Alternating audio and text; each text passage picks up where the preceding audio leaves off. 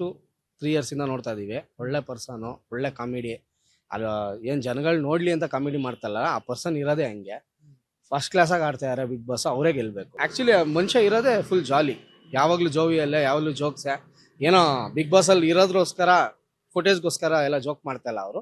ಅವ್ರು ಆ್ಯಕ್ಚುಲಿ ಇರೋದೇ ಹಂಗೇನೆ, ನಮ್ಮ ಜೊತೆ ಎಲ್ಲ ಹಿಂಗೆ ಜಾಲಿಯಾಗಿ ನಗಾಡ್ಕೊಂಡು ಮಾತಾಡ್ಕೊಂಡು ಆರಾಮಾಗಿ ಚೆನ್ನಾಗಿ ಆಡ್ತಾ ಇರೋ ಬಿಗ್ ಬಾಸ್ ಅವರೇ ಗೆಲ್ಲಬೇಕು. ತುಂಬ ಚೆನ್ನಾಗಿ ಆಡ್ತಾ ಇದ್ದಾರೆ, ಗೆಲ್ಲೇಬೇಕು ಅವರು. ಹಾಂ, ಇಲ್ಲ ಬಿಗ್ ಬಾಸೇ ನೋಡಲ್ಲ ನಾವು, ಬಿಗ್ ಬಾಸೇ ನೋಡಲ್ಲ. ನೆಕ್ಸ್ಟ್ ಸೀಸನಿಂದ ನೋಡಲ್ಲ.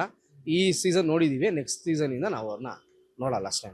ಅವ್ರು ಗೆದ್ದು ಬಂದರೆ ಹೇಳ್ತಾರೆ, ನ್ಯೂ ಇಯರ್ ನಾವು ಸೆಲೆಬ್ರೇಟ್ ಮಾಡಿಲ್ಲ, ಅವ್ರು ಬರಲಿ ಅಂತಲೇ ಕಾಯ್ತಾ ಇದೀವಿ.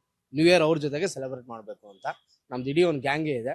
ತುಂಬ ಗ್ರ್ಯಾಂಡಾಗಿ ಸೆಲೆಬ್ರೇಟ್ ಮಾಡ್ತೀವಿ, ಅದಕ್ಕೆ ನಾವು ನ್ಯೂ ಇಯರ್ ಸೆಲೆಬ್ರೇಟ್ ಮಾಡಿಲ್ಲ. ನಾವು ವೆಯ್ಟ್ ಮಾಡ್ತಾ ಇದೀವಿ ಅವ್ರಿಗೋಸ್ಕರ. ಖಂಡಿತ ಇಲ್ಲಿಗೆ ಬಂದೇ ಬರ್ತಾರೆ, ಇಲ್ಲ ನಾವೇ ಅವ್ರು ಇರೋ ಕಡೆಗೆ ಹೋಗೇ ಹೋಗ್ತೀವಿ, ಸೆಲೆಬ್ರೇಟ್ ಮಾಡೇ ಮಾಡ್ತೀವಿ.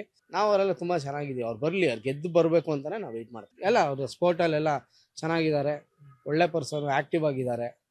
ಎಲ್ಲರೂ ನಗಿಸ್ಕೊಂಡು ಕಾಮಿಡಿ.